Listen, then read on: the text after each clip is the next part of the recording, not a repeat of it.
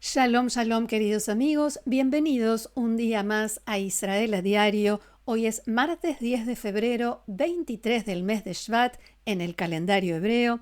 Seguimos en la incertidumbre, en ese no saber qué va a suceder entre Irán y Estados Unidos. Al mismo tiempo, la tensión aumenta. El primer ministro Netanyahu partió este mediodía hacia Washington. Mañana se va a reunir con el presidente estadounidense Trump. Antes de abordar el vuelo, Netanyahu dijo que le va a presentar a Trump nuestras líneas, nuestros principios para la negociación con Irán. Y poco antes de la partida de Netanyahu, el portavoz del Ministerio de Relaciones Exteriores en Irán, Esmail Bakai, advirtió contra la supuesta influencia destructiva, en sus palabras, de Israel en las negociaciones y pidió a Estados Unidos que actúe con independencia. ¿Qué le va a decir Netanyahu a Trump? ¿Qué posibilidades hay de que estén de acuerdo en algo? Una prestigiosa institución internacional revela cómo se está preparando Irán para un posible, hay quienes dicen que muy posible, ataque, incluso una incursión en su territorio. Y en otro asunto, ¿quién sella los pasaportes de los palestinos que salen de la Franja de Gaza a través del paso de Rafah? Indonesia se prepara para enviar efectivos a la franja. ¿Será que comienza a formarse la fuerza internacional que quiere establecer Trump? De todo esto nos vamos a ocupar hoy, pero antes de entrar en tema, les recuerdo que Israel a Diario cuenta con el auspicio de Fabián Levi, el agente de viajes de la comunidad latinoamericana en Israel. Allí les dejo sus datos, pueden contactarlo desde cualquier lugar del mundo y preguntar por los servicios que ofrece.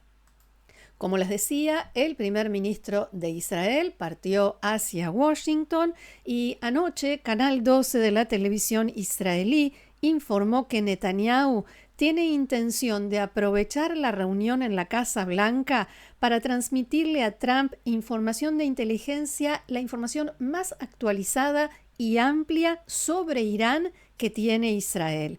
Como ustedes recordarán, la semana pasada el primer ministro le dio un informe parecido al enviado de Trump, Steve Witkoff, justo antes de la negociación con los iraníes el fin de semana. Netanyahu, junto con los más altos mandos de las fuerzas de seguridad, pusieron al tanto a Witkoff de la situación del programa nuclear, de misiles balísticos, de las milicias y la represión de los ciudadanos iraníes en las manifestaciones. Entonces, ¿por qué Netanyahu ahora, cuando vaya a la Casa Blanca, le dará prácticamente el mismo informe a Donald Trump? Porque quiere hacerlo sin intermediarios. Según una fuente citada por Canal 12, el primer ministro quiere asegurarse de que el presidente reciba la información más precisa, completa, directa y sin interpretaciones o recomendaciones de sus allegados. Según el informe de este canal, de Canal 12, la fecha de la próxima ronda de conversaciones entre Estados Unidos e Irán se va a fijar, se va a establecer después de la reunión entre Netanyahu y Trump. Mientras tanto, el secretario del Consejo Supremo de Seguridad Nacional de Irán, Ali Larijani, que es una persona muy cercana al líder supremo Jamenei, llega hoy a Omán, al parecer, para preparar la continuación de las negociaciones. Y una fuente estadounidense, citada también por Canal 12, dijo que en la reunión del fin de semana pasado en Omán, los iraníes hablaron en forma muy positiva. Dijeron lo que las otras partes querían escuchar, pero no hicieron ninguna propuesta concreta, no mencionaron siquiera un solo tema, una sola cuestión en la que estarían dispuestos a hacer alguna concesión. Y ahora esperan que en la próxima reunión los iraníes sí traigan un plan concreto qué concesiones están dispuestos a hacer. El informe también indica que el sábado, después del encuentro en Omán, el líder supremo de Irán, Ali Khamenei, se reunió con el ministro de Relaciones Exteriores, Abbas Araghchi, y los demás integrantes de la delegación negociadora que Araghchi encabeza. Allí le entregaron un reporte completo de las conversaciones con los estadounidenses y Khamenei les dio instrucciones sobre cómo tienen que seguir adelante. En Israel hay escepticismo, no creen que Irán vaya a mostrar flexibilidad y tampoco creen que haya muchas probabilidades de que Irán y Estados Unidos lleguen a un acuerdo, pero eso en gran medida depende de lo que logre mañana el primer ministro Netanyahu en la Casa Blanca. Y comenzamos nuestra recorrida por las tapas de los diarios con Israel Hayom, que se enfoca en el viaje del primer ministro y titula: el objetivo, frenar concesiones peligrosas. Concesiones, por supuesto, que pueda hacer Estados Unidos. Y aquí el diario Israel Hayom, en una de sus páginas interiores, detalla en qué cuestiones no están de acuerdo Israel y Estados Unidos, ¿sí? Frente a Irán, ¿qué pasa entre Israel y Estados Unidos? Y esas cuestiones son: ¿cuánto van a durar las negociaciones? En Israel creen que hay que darle a Irán un ultimátum de algunas semanas. Witkoff y Kushner, los dos enviados de Trump, son más flexibles. La amenaza de los misiles balísticos. Israel exige que desaparezca por completo. Estados Unidos podría conformarse con ponerle límites. En cuanto a las proxies, las milicias que Irán sostiene y financia en Medio Oriente, podrían hacer concesiones en este tema porque es muy difícil imponer esa prohibición de ayudar a las milicias y controlar que realmente Irán no lo haga, y por eso Estados Unidos podría ser más flexible en este aspecto. Otro punto es derrocar al régimen. Para Israel es un objetivo estratégico de máxima importancia. Los estadounidenses no se comprometen a hacerlo, principalmente porque temen que eso desencadene una guerra regional.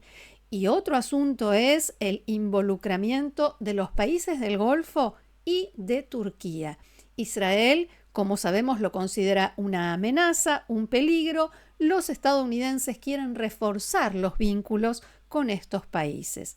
Estados Unidos podría aceptar el enriquecimiento de uranio a un nivel de uso civil, pero Israel advierte que el régimen de los ayatolás podría dar el salto del civil al militar muy rápidamente en el momento en que lo decidan.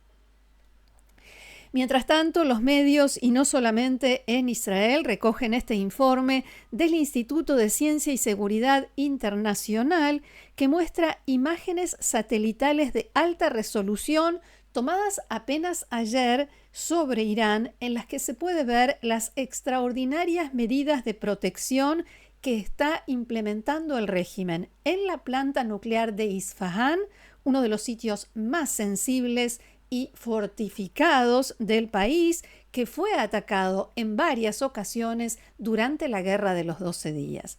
Las imágenes muestran que las 3 aberturas principales de los túneles que conducen al complejo subterráneo de Isfahán fueron cubiertas con tierra, lo cual hace más difícil que puedan ser detectadas y bloquea casi por completo el acceso.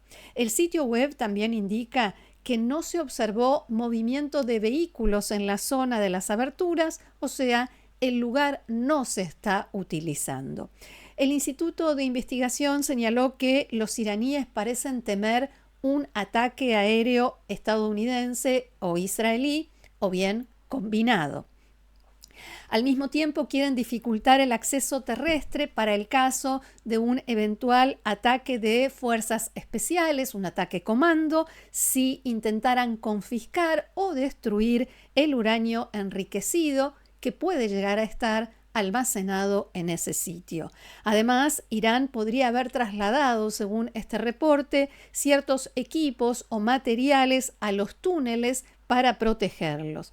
Preparativos similares se habían observado también y se documentaron días antes de que Estados Unidos se uniera a la Guerra de los 12 días, cuando fueron atacadas las instalaciones de Fordo, Natanz e Isfahan. Y el ministro de Relaciones Exteriores de Turquía, Hakan Fidan, fue entrevistado anoche en el canal CNN Turquía. En la entrevista respondió algunas preguntas sobre la situación en Irán y básicamente dijo que no habrá guerra, sino una solución negociada. La parte interesante llegó cuando el ministro turco dijo: durante la Guerra de los 12 días, una noche recibimos una llamada de Marco Rubio, el secretario de Estado estadounidense. Nos dijo: avísenles a los iraníes que cualquier cosa puede pasar en las próximas horas. Y el ministro turco dijo que más tarde él habló con su homólogo iraní, con el ministro de Relaciones Exteriores iraní, le transmitió el mensaje y el ministro iraní le respondió: ¿cómo es posible? Ya hemos fijado una fecha para la próxima reunión. No sé si recuerdan que en aquel momento se había fijado para ese domingo la siguiente reunión entre Estados Unidos e Irán, pero ese mismo fin de semana fue el ataque de Israel. Según el canciller de Turquía en esta entrevista, fue Estados Unidos quien negoció con Irán durante la guerra e Israel quien estuvo involucrado en el ataque. Tengamos en cuenta que Fidan es un político a quien muchos ven como el candidato a suceder a Recep Tayyip Erdogan algún día. Durante la entrevista, cuando el periodista le preguntó si Turquía debería tener armas nucleares, el ministro no respondió, se quedó callado.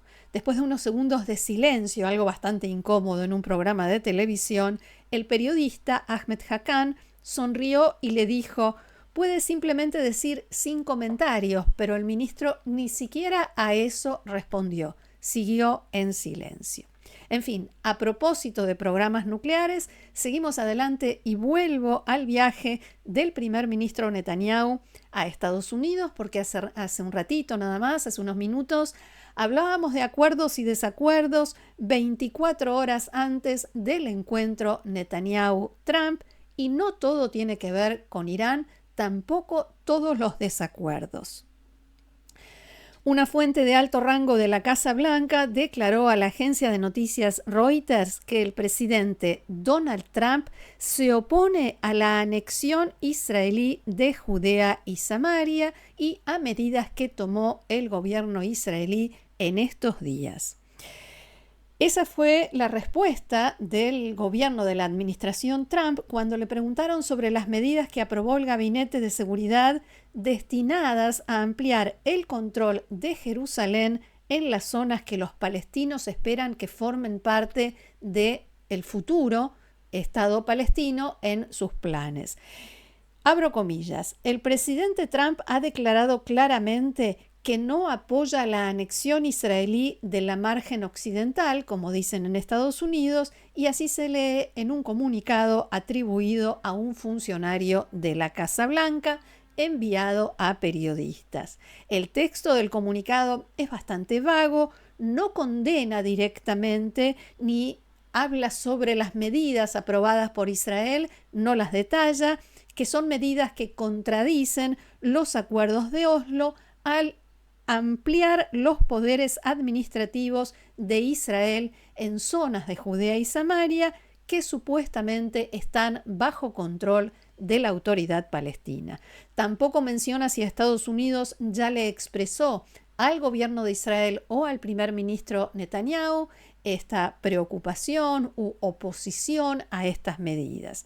Mucho más concreto sí fue el comunicado que publicaron en forma conjunta Arabia Saudita, Jordania, Emiratos Árabes Unidos, Qatar, Indonesia, Pakistán, Egipto y Turquía, en el que declararon que, abro comillas, condenan en los términos más firmes las decisiones ilegales y las medidas de Israel destinadas a imponer una soberanía ilegal, ahondar la actividad en los asentamientos y aplicar una nueva realidad legal y administrativa en la Cisjordania ocupada. Fin de la cita.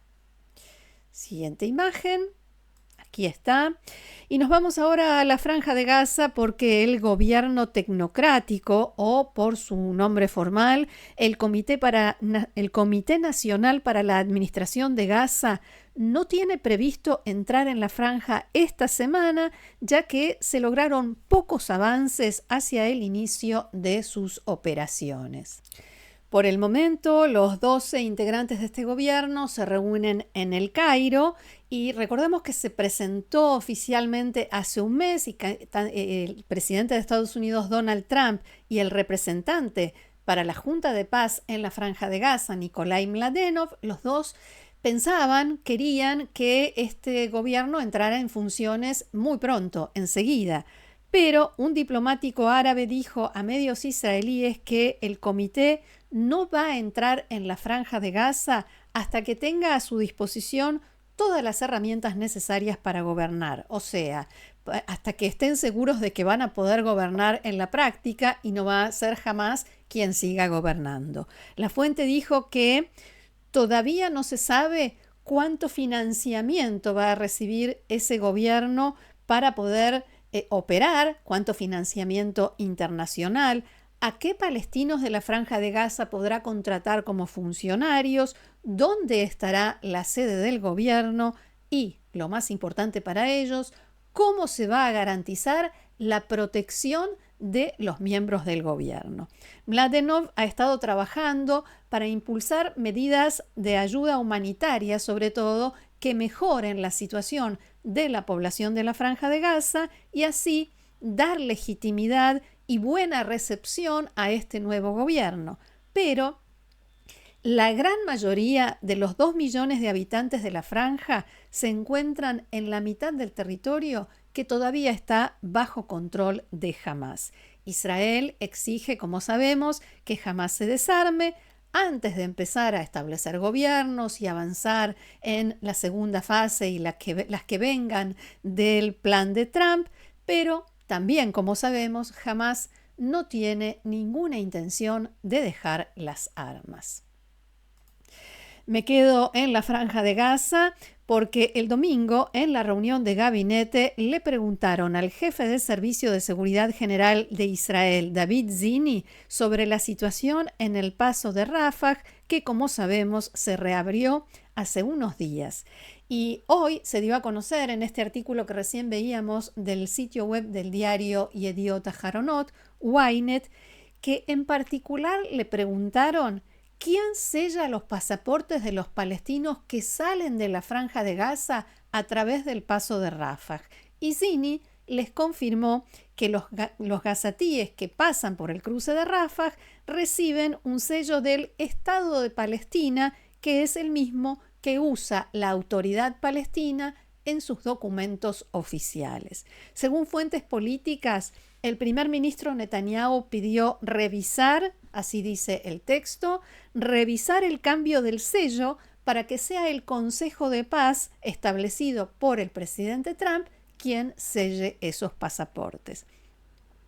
Recordemos que la semana pasada hubo quejas del gobierno israelí, mucho malestar por el logotipo del Comité de Gestión de la Franja de Gaza, que coincidía con el de la Autoridad Palestina, y la oficina del primer ministro Netanyahu dijo en un comunicado que no acepta el símbolo y que la Autoridad Palestina no participará en la gestión de Gaza.